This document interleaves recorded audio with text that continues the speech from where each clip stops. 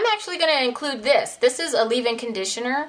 Now it has what's called a motomethicone. So it's one of the silicones. It's a silicone that it's not soluble in water exactly, but there was like an article over on curlynikki.com that was talking about a motomethicone not being such a heavy silicone. You know, how people are trying to stay away from silicones because you have to wash them out with sulfates, and people are trying to avoid sulfate shampoos because they strip your hair. But this is one of those silicones that isn't as heavy as like the dimethicone. So I really like the fact that this gives my hair a lot of slip while it's still wet, so that when it's in the 4 sections and I need to kind of detangle through and get some of my other leave-ins in, this really softens the hair. So then when it's time to blow dry my hair with the comb attachment, it glides through. Like without this, I do not have that going on. I was avoiding it for a while because of the silicones, but now that I've been just reading about different silicones, reading about the fact that all you need to do is use a sulfate-based shampoo in order to remove them. You don't have to use it all the time. You can just do like a clarifier so that you can avoid the buildup that occurs when you're using silicone-based products. Now I know a little bit more about silicones. I really don't feel like I need to avoid this. So if I need slip, like if I'm going to be doing a roller set and I'm going to be using that small tooth comb in order to get my hair onto the rollers and things like that, I know that I'm going to get that slip when I use this. And then too, it's also got silicone in it, so it's like a little bit extra heat protection underneath the other heat protection that I use. So I'm going to go ahead and say this one too, because this one just makes your hair a lot more manageable. So when it's time to do those heat styles, when you're using the comb for the comb chase method or things like that, this really helps things go a lot easier. So I like this one. It's the Garnier Fructis Leave-In Conditioning Cream Sleek and Shine. I got this at Target. Right now it's like $3 for a whole bottle. And this bottle actually lasts me a long time because you really do not need to use a lot for it to be effective on your hair. So I really like this one. Now this one I've had a long time. You can tell the little label is like peeling off and everything. But this is like my favorite heat protectant right now. When I first got it, I was still transitioning. So yes, I've had this for a long time. Because for a while I actually left it alone because I thought that this was the reason why I had some heavy buildup. Like my hair would feel heavy when I flat ironed it. This is the Icy Fantasia Hair Polisher Heat Protector Straightening Serum. So it says it straightens, shines, protects, ideal for use with ceramic flat irons and all heat styling tools. So I really like this one. This is the one that I like the most. Whenever I use this one, that is when people look at me and ask me, you relaxed your hair again?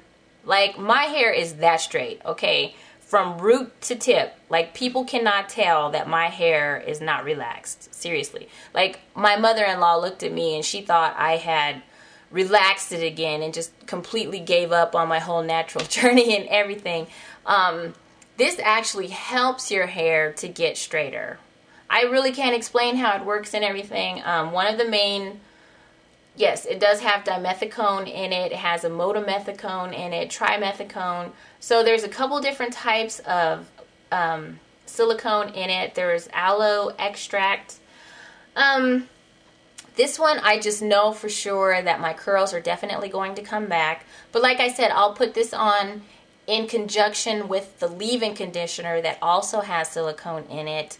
And then sometimes I also spray in the leave-in by Affinity, so I know that's kind of giving me a little protein, a little bit of protection.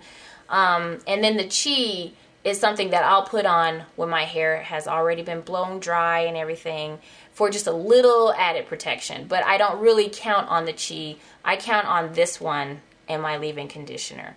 So this one is definitely my favorite one. I know my curls are going to come back when I use it. So once I run out of this, I'm going to go out and buy some more because it's effective and I feel like it is definitely doing what it's supposed to. So I know there are other silicone-based heat protectors out there, so I'm not saying that this is the only one. But I'm thinking you do definitely want to see something like dimethicone, trimethicone, some silicones listed in there, okay? This is the product that I've tried, the brand that I've tried, the one that works for me. You may be working with something like Beyond the Zone or something like that. That works just fine, or the Paul Mitchell. But this one's affordable. It's under $5 and it works great. So I really like this one. I'm going to talk about the TreSemme. This is the Heat Tamer spray, minimizes heat damage. So this one is a spray, but it does not make your hair revert. I just talked about it in one of my recent videos. But I really do like this one for like second day hair, or so I don't use it the night when I flat iron. I go ahead and use all of my heavier ones the night of. And then if I'm going to do a touch-up, oh, I think I'm getting some glare. If I do a touch-up, I come back in with the TreSemme. This one I also found at Target, and I think I paid, it was like $4 something. It was probably under $5 once again.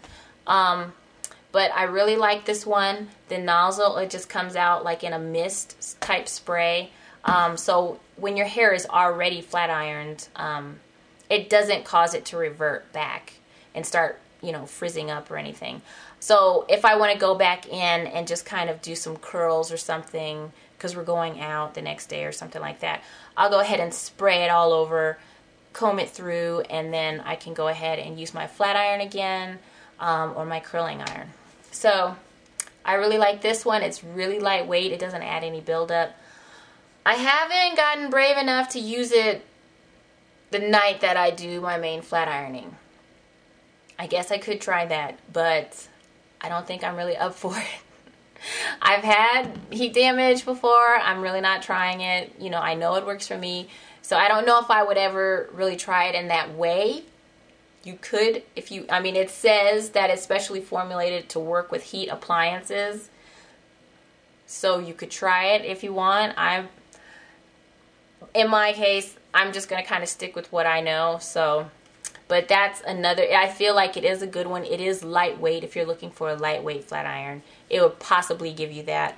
But I'm looking to get all of my curls to come back so that I can rock my fro. So I don't know about this one in that way. I haven't used it in that way. But I do like to use it for touch-ups because I do like to have another go with the heat protection just in case. So that's the last one, and it's the go. So that's my review. Check out my blog. It's curlyincolorado.com, and I'll see you next time. Thanks for watching.